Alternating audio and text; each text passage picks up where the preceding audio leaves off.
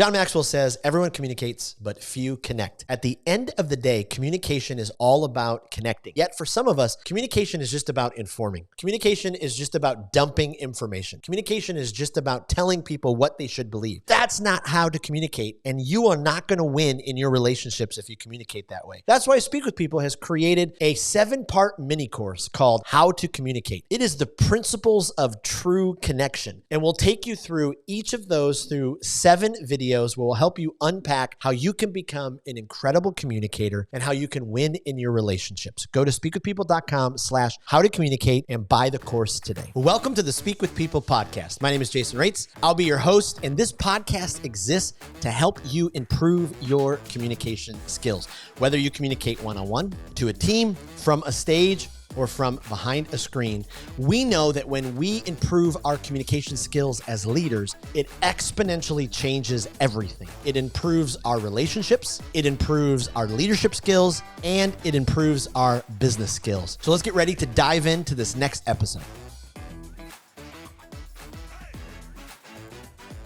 Well, can just anyone build a thriving online platform to teach and coach leaders? I talk to leaders all the time who are wanting to take their knowledge, take their experience, and help mentor and coach other leaders. But where do you start? What does it take for you to be able to do that? Well, today I'm excited because I'm diving into a conversation with a leader who has absolutely blown me away with the online platform and just his leadership presence that he's been able to build.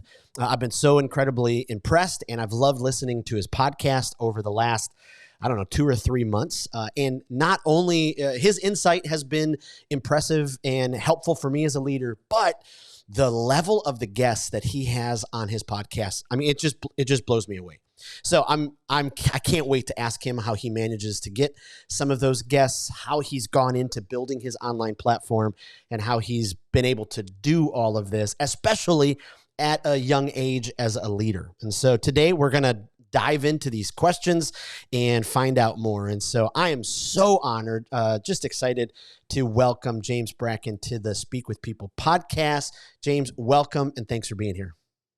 Thank you for having me, man. What an introduction. You were meant for this. It makes sense that you've been speaking for a long time. It's awesome. It's amazing to see that you speak the way that you do. Not many people can do that. So I'm excited to chat, hopefully provide some value to your audience, man. And thank you for all the kind words. I'm excited. Absolutely. Well, me and every one of them, and have just been blown away. Love your YouTube, Instagram, all that kind of stuff. So before we dive into some questions, kind of dive into this, what if you give our listeners just a little bit more of your story, who you are, where you're from, what you do, all that kind of stuff? Yeah, for sure. I could definitely go deep, but I'll start with upstate New York is where I've grown up. Unfortunately, it's freezing, as we were just speaking about that before this. It is freezing here. I'm sick of being here, but definitely a lot of travel in my future. So grew up in upstate New York, played baseball. That was what I think I was going to go to college for. Realized that didn't really make much sense for me. I was going to be a real estate agent at 17 years old. I was the youngest person, Keller Williams. I went and saw that if I wanted to do that, I needed to be surrounded by people that are doing that. So I started surrounding myself with those kind of people, got in those rooms. And then after a few months, I realized that wasn't the thing that I wanted to do. Ultimately, I got into becoming a quote unquote life coach. I know it sounds crazy at 17 years old, started a podcast at the same time, and really just changed the direction of my life by investing into a coaching program. Had no idea what a coach was, but I knew that I wanted to build a podcast. I wanted to be able to make my own time and really just spend time on things that I felt fulfilled with doing. And I've seen a lot of people just not have that. And so I joined a coaching program, gave it my absolute all, put my back against the wall, changed the direction of my life, and ultimately now helping others do the same. Really by just living with more intention. I lost a lot of family growing up. My uncle and my father both passed away at 37, and my grandfather passed away a few months before his retirement. And so seeing him pass away a few months before his retirement really put into my soul that I needed to be doing something that really felt in alignment with me, because if I'm just going to work to get to a point where I don't even get to experience it, well, what's the whole purpose of life? So that's kind of a little bit of background about me. Ooh, well, that could be a whole other podcast, just, with the loss that you went through and dealing with all of that. Wow, that's some powerful stuff. Let's go back to the beginning of your story, though. So I'm also a fellow baseball lover. So are you a Yankees fan in New York, or is there another team that, all right? I'm a Yankees fan. Yes, sir. So, it's going to be a heck of a year, just adding Soto to that lineup. So it'll be fascinating for them. No, I'm with you on that, man. I will say I'm a Steelers fan, so I'm much more into football than I am baseball. As much as I played baseball, Yep. how many games there are, it's hard to say. It's hard to stay up to date with Yes. everything that's going on. So it is crazy. The Yankees have disappointed me year after year. However, I'm following through. I have two. My grandfather passed away, like I said, and I got a lot of Yankees and stuff from him, so I can never leave them. But definitely disappointing. Right. I love it. Well, part of the thing I love living in Tampa is we're about 20 minutes from Steinbrenner Field, where Oh yeah, the Yankee spring training meets. yeah. And so I think spring training games, I would take them, over most regular season games because it's just, they're laid back. By the fifth inning, nobody's sitting behind home plate. So you just walk up and there's Aaron Judge. And you're like, wow, that man is rather large. Yeah, I went to a Yanks game last year, and I feel like every time I go to a Yankees game, we lose by like 1 point, and it's so disappointing. But it is always fun to see because we have so many great players just not putting it all together. It's kind of like the Steelers, where that you just don't play as a team, and you kind of see there's so much Mm, talent, but they don't put it together. I think that's a lot of sports for sure, and I'm probably what we'll absolutely. talk about today. Absolutely. Well, we're doing this series on the podcast called Online with People. And especially, in my opinion, as we've kind of watched how how people's social media habits, their online habits have kind of influenced their life, it definitely seems that people are much more open and willing to unleash unbelievable amounts of critique, hate, frustration in comments, and all of that kind of stuff. Kind of give me your perspective from that. I mean, you spend a lot of time online. What are some of the good that you've seen? What's some of the bad that you've seen? And why did you pick kind of being online to be able to develop your content and help people? Yeah, I will say that it was definitely unexpected. So this sounds crazy, but I think for a lot of people, the most difficult part is getting started, right? Mm, And so for me, when I invested into the coaching program, I realized after the fact that I had to start posting on social media. I was never one to post on social media. I didn't like social media, still really don't like social media to this day, but it helps me impact more people. So I'm on it, yep. of course. Now, when I realized I had to start posting on social media, what I cared about most was my friends and what they'd think of me and really what my life was to this point. I never seen myself as a confident person. So posting online was the most terrifying thing for me. Mm, Um, and I just got in the habit of posting every single day. That's all I cared about. It didn't matter what people said, how many views it got, how many likes it got. It was that I posted every single day. And so I've really hopefully continue to do a better job as I grow of detaching my self-worth and detaching the likes and everything else that comes with it.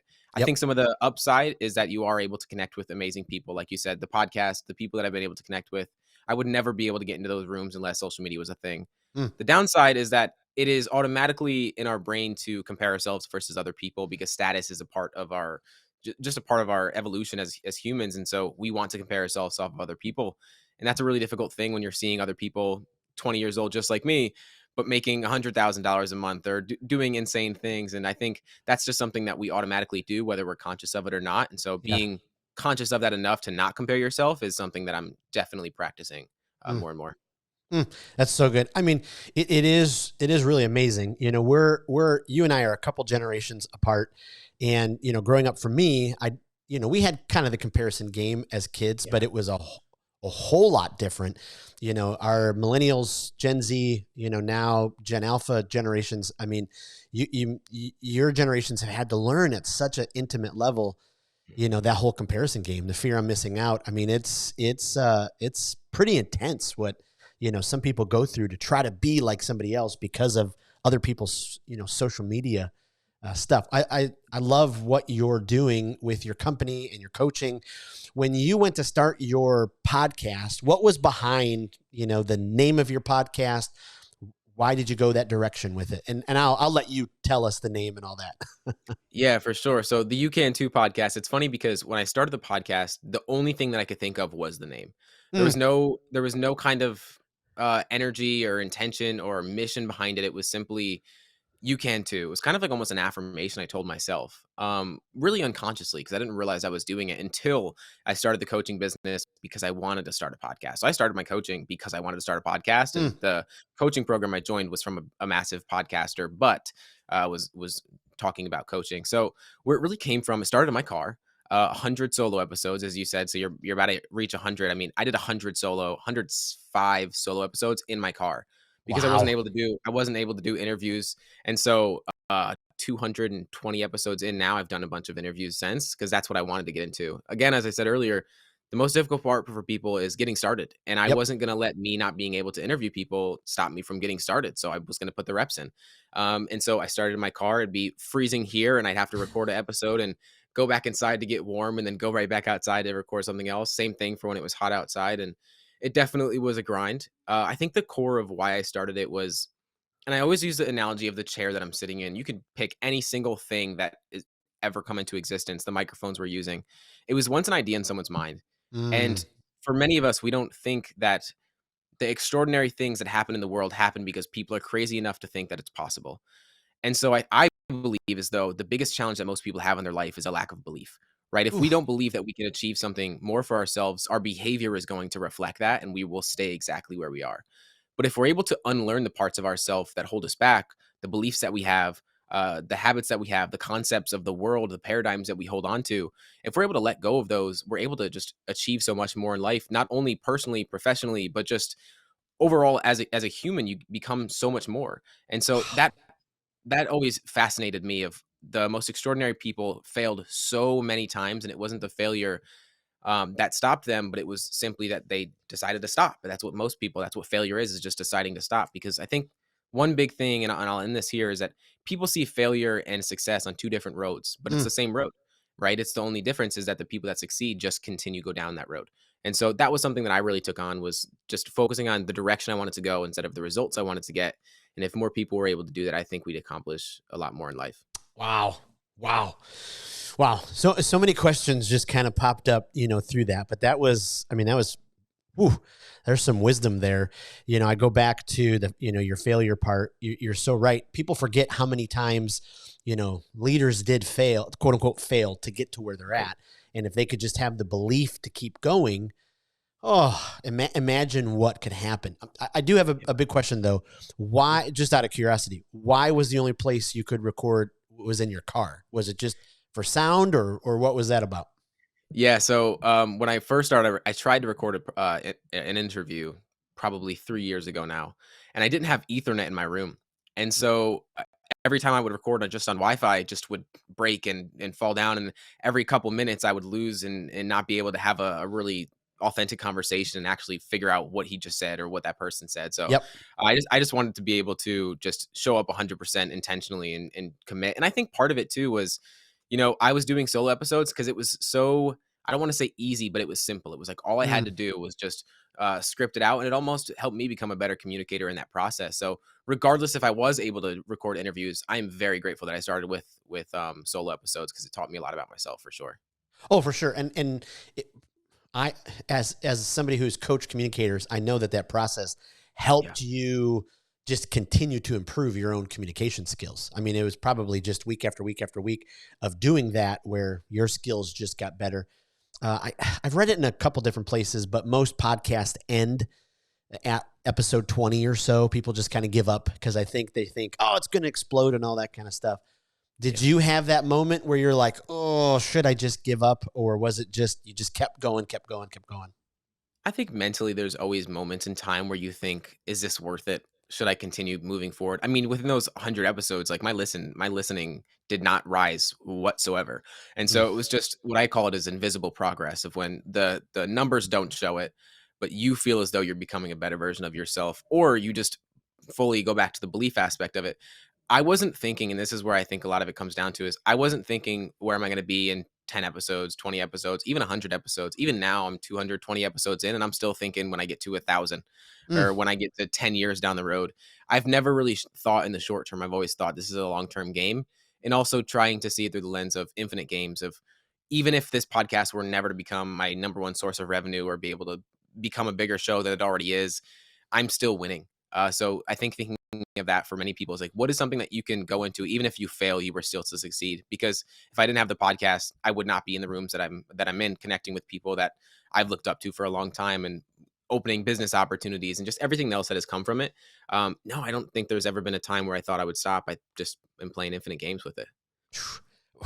again, again, what a great perspective. And, if more leaders, more communicators, more podcast hosts had that long game perspective. I mean, the invisible progress, that's deep. Like, especially for communicators, I coach communicators all the time about practice and preparation. I mean, you want to Mhm. lose the ums when you speak. You want to lose the sweat rolling down your forehead. You want to lose kind of your stomach in knots before you get up and stand. You just got to practice. You got to practice. You got to practice. You got to rehearse. And so, just what you did on your own and how you learned that, just so deepened your communication skills.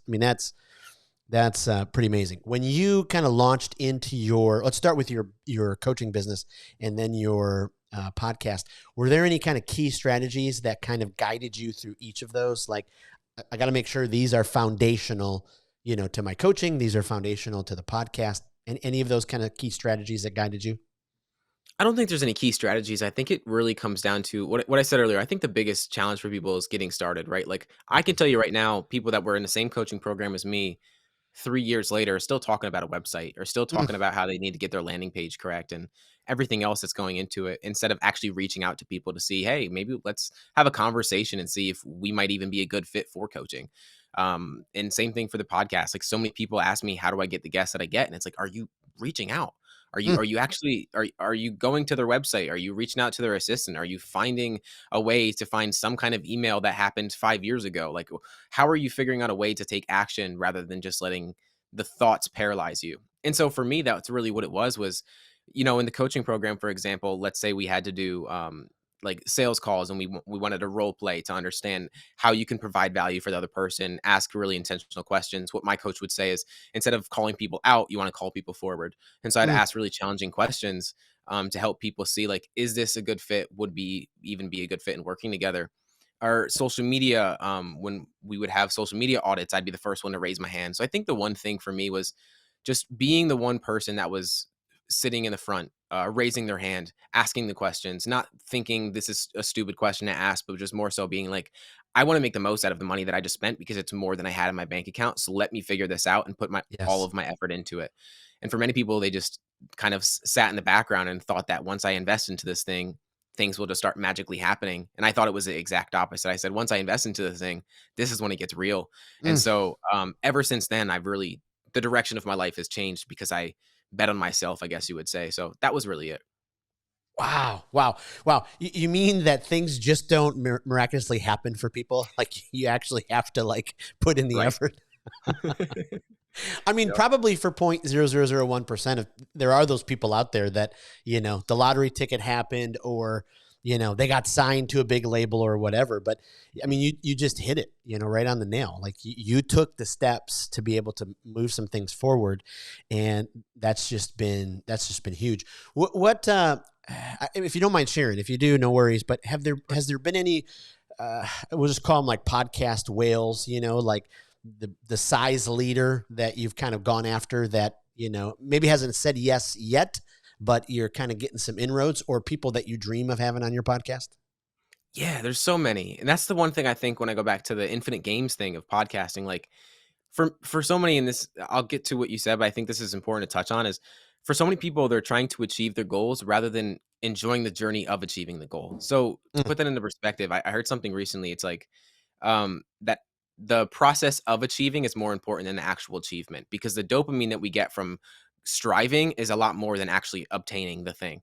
And so for the podcast, as much as I want to get Stephen Bartlett or Lewis Howes or Ryan Holiday or any of these people on the podcast, I know yep. that once I get that person, that excitement for wanting to get that person dissipates because I already got them.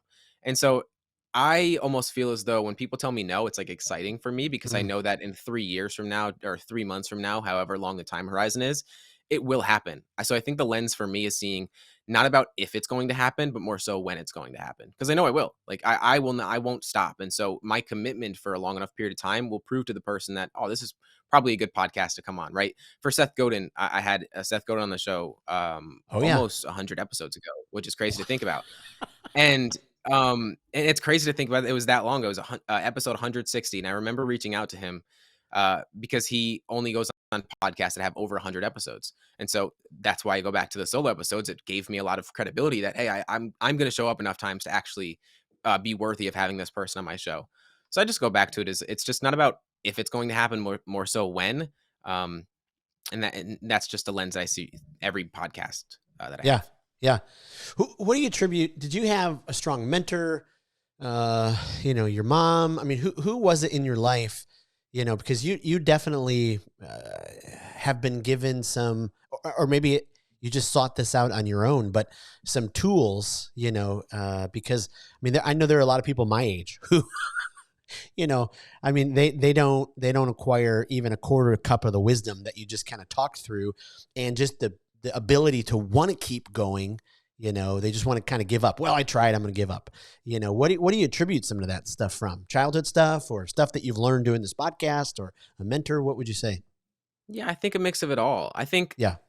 losing family definitely put into me that I have to live not just with intention, but I don't remember who it was, and I need to figure out who this was because I say this often.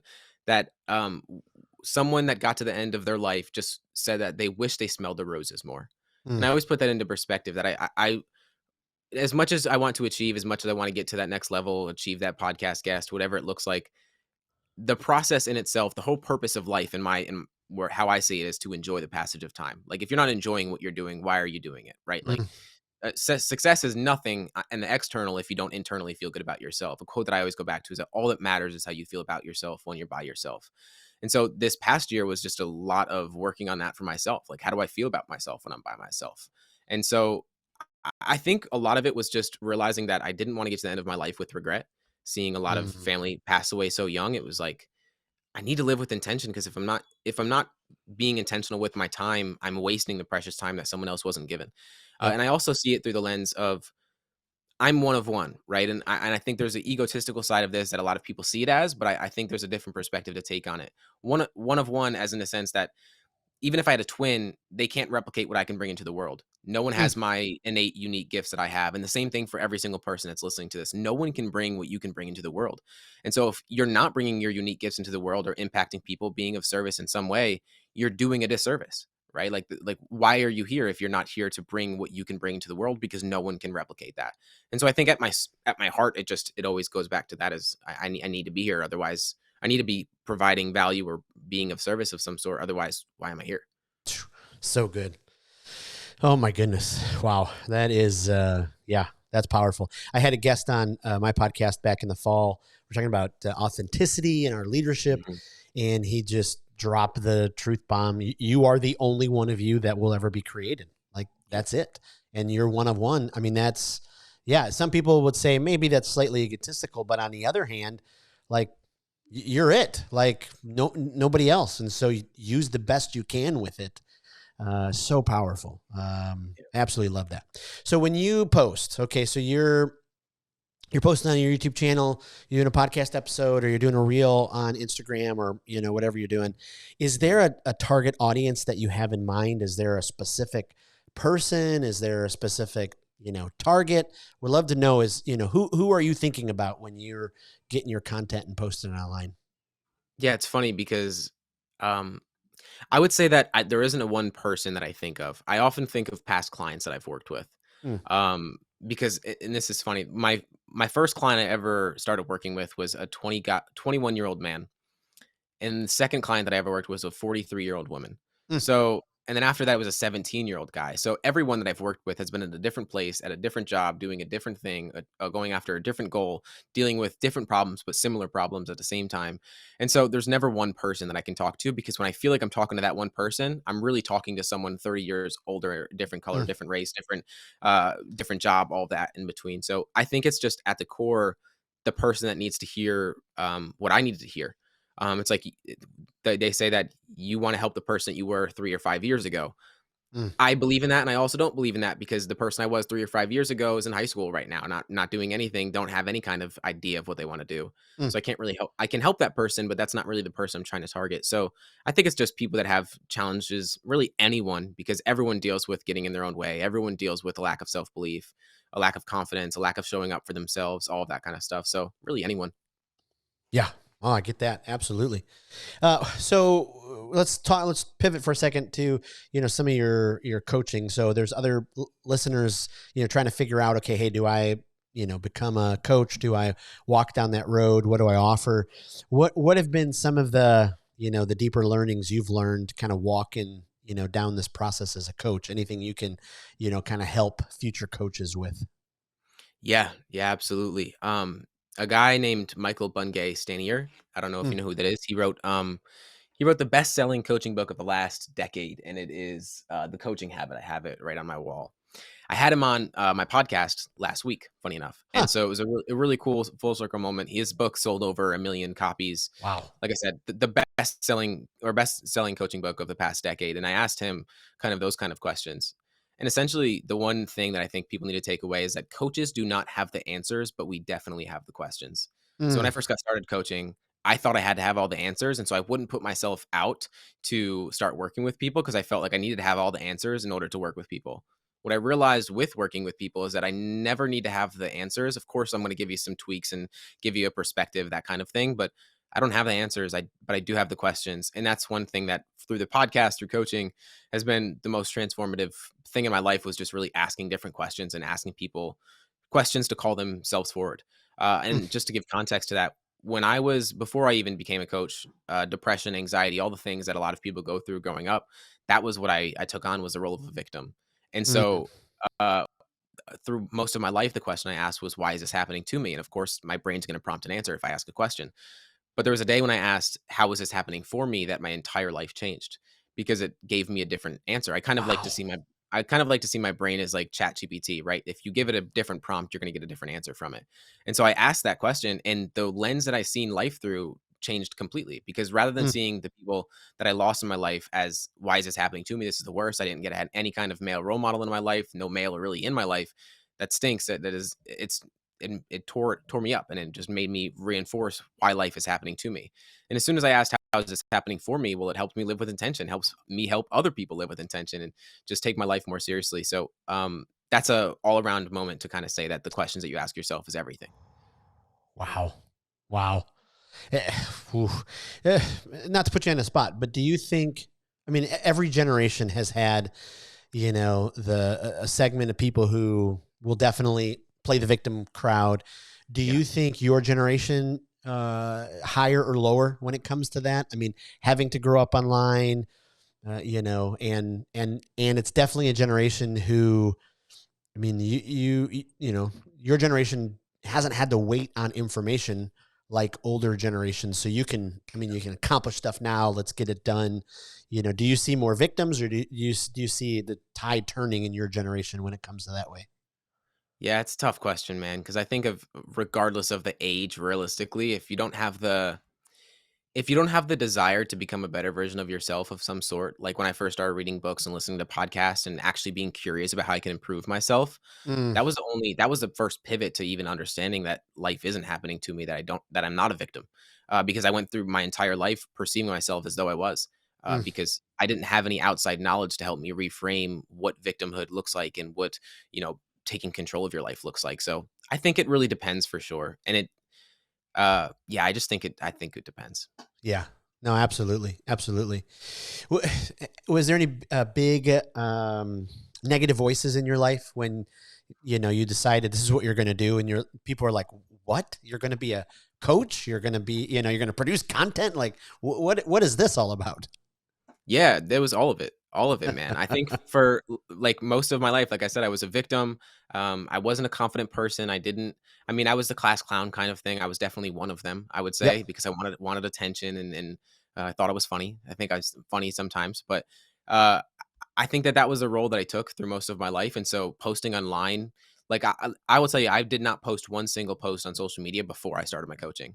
Mm. So when I started my coaching business, it was pretty much the first time I ever posted on social media. So it was terrifying, really. Yeah. I'm 20 years old, or I'm 17 years old at the time, and I'm looking around at other people in the coaching program that I'm in. I'm the youngest person that's ever been through the coaching program. Was the youngest person in Keller Williams that I was around my state. I was always the youngest person in anything I did. So of course, the imposter syndrome comes with that. Yep. Um, and so there was a lot of that, for sure. Yeah.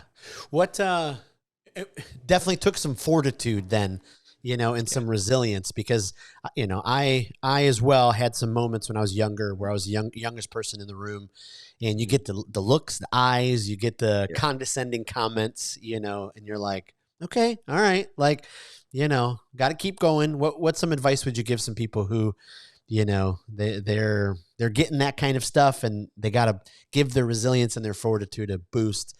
What's some advice to kind of give people to keep going?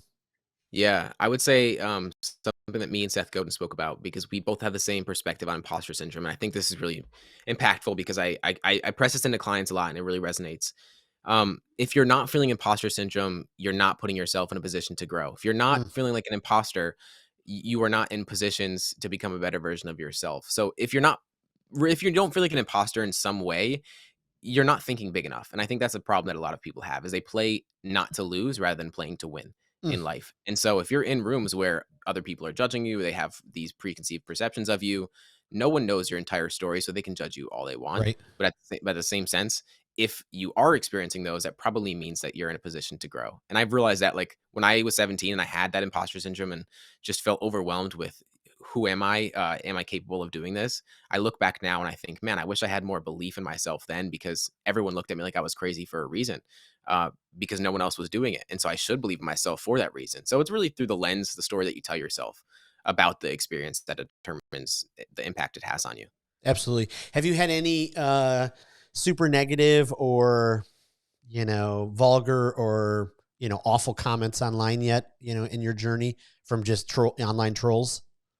Yeah, I had a Instagram reel that went pretty viral recently. I think it's at almost 300,000 views, and I think that's the most I've had. So All right. it's done well. Um, and there's a lot of positive things, there's a lot of negative things, but I honestly really try not to entertain it too much, man. I Yeah. think anything that has any kind of comment, give more empathy than anything, because I feel so bad for the people that go out of their way. I don't know about you, but I've never once left a negative comment on anyone's post. Right. Doesn't matter. So those people that have or just even think that leaving a negative comment is worth it, are Mm, probably going through something a lot worse within themselves. So I just have a lot of empathy for those people. man. Such good. Okay. One last question, and I'll ask you kind of some rapid fire questions. Let our listeners kind of get to know you. But we're in a day and age, right, where lots of social media is, people dancing, people doing, silly things, people, Yeah. getting naked to get views, and then there's a lot of people on social media who, like yourself, hopefully me, we're trying to add great content to help people improve their life, kind of keep moving forward. Any, lasting advice you'd give the brand new, person who wants to start putting out content to help people, any advice you'd give them? Yeah. I would say that, you see a lot of people become successful and then start donating to charity or being of service. You think of Bill Gates, you think of, I had a guy named Mark Sisson on my podcast that sold his business, Primal Kitchen, for $200 million. And now he's trying to be of service, right? Had multiple different businesses and he achieved that amount of success. And now he's wanting to be of service of people. So the commonality I find often is that when people find massive success, they don't want to hold on to it. You think of Mm, Buffett or most of these people, they give a lot of their wealth away. Um, and not even just through the lens of wealth, but in impacting people.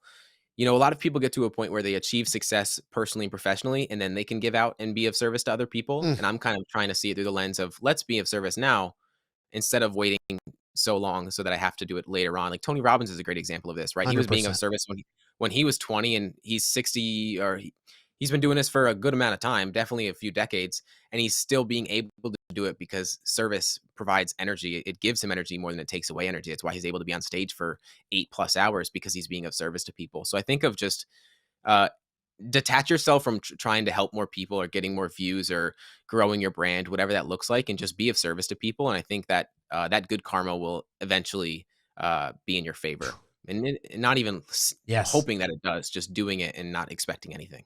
Yes, powerful stuff. Powerful stuff. Okay, couple rapid fire questions. This podcast, we do talk a lot about speaking. Actually, when this airs, we will have a whole month dedicated to speaking and leveling up your speaking stuff. Is there a speaker that just always captures your attention? You love watching their videos, love seeing them in person. Someone that you just think, oh, I can listen to them all the time. Yeah. I went to Lewis Howe's event this year, Mm. and I heard Inky Johnson speak, and Oh, that's someone I'm still trying to get on the podcast to this day. His story's profound, but the way it literally gives me chills just thinking about that experience to this day. There's not many people that can make you feel so much just by speaking, and yep. he was someone that just gave a lot of emotion out of me. That's for sure. I love it. Is there a podcast or a YouTube channel that either for development or guilty pleasure, like you just love? For you, it just fills up your tank. Yeah, a podcast called Modern Wisdom by Mm, Chris Williamson is easily the best podcast that I've listened to probably ever. I love it. And is there a book that you'd recommend? Hey, every communicator, every leader, you know what? You should read this book. Like if you're on a desert island, you got one book. This is the book you should read. One book. I was going to say two. Can I give you You two? could do two. Two's fine. Okay, because I think both of them are almost around the same topic, but through different lens. One's is through kind of neuroscience, and the other one is through kind of just psychology of some sort. And so they kind of intertwine. One is Breaking the Habit of Being Yourself by Joe Dispenza. I think that Mm, was probably one of the best. No, definitely is one of the best books I've ever read, and I think it'll give you just a lot around how you can change your life. Just so much there. And then the other one's from I think 1960 or so, called Psycho-Cybernetics by Maxwell Maltz. I don't know if you've ever huh. heard of it. Uh-uh. Oh God, you got to read it. It's Huh. the best. It's definitely a top 3 book that I've ever read in my life. I think the core of it will help a lot of people just change their self-image, because I think a lot of people are trying to achieve, become more, and change the way they feel about themselves by achieving, instead of like at the core, like how do you feel about yourself when you're by yourself? That's why that quote sticks with me so much. So those two, I would say everyone needs to read. Mm, I've learned more from those 2 books than I did from my entire school I love it. at all. I Yeah. love it. I love it. And I love I think it was one of your last videos, the 7 lessons that you put up. Yeah. Oh, there's good stuff. James, thank you so much for being on the Speak with People podcast. This was so rich, so practical, gave us so many good insights. Before we finally let you go, where should we send our audience to find out more about you online? Of course. Well, first off, thank you for having me on. You're an amazing host, and this podcast is going to go very far as long as you continue to show up just as I have. So I appreciate you for having me. Well, thank you. I would say you can follow me on Instagram, or really any social platform at James Brackin IV, and then the You Can Too podcast on Apple, Spotify, YouTube, everything in between, and that's where I'll be, man. Thank you again. Absolutely. And we're going to go ahead. We'll put all the links to the books we talked about in the show notes, and then we'll put it all in the Facebook group and make sure people know where they could find out more about you. James, thanks again, and looking forward to connecting in the future. Absolutely. Thank you. Well, thank you for joining us on another episode of the Speak with People podcast. We hope that you were encouraged. We hope that you were inspired and challenged to improve your communication skills. I want to thank you again for being a part of the Speak with People podcast community. Make sure you don't miss out on being a part of the Speak with People Facebook community group. Just head to Facebook, type in Speak with People, scroll down, and join our community, because every single day we're encouraging each other, we're helping each other to improve our communication skills. Thanks again, and we'll see you in the next episode.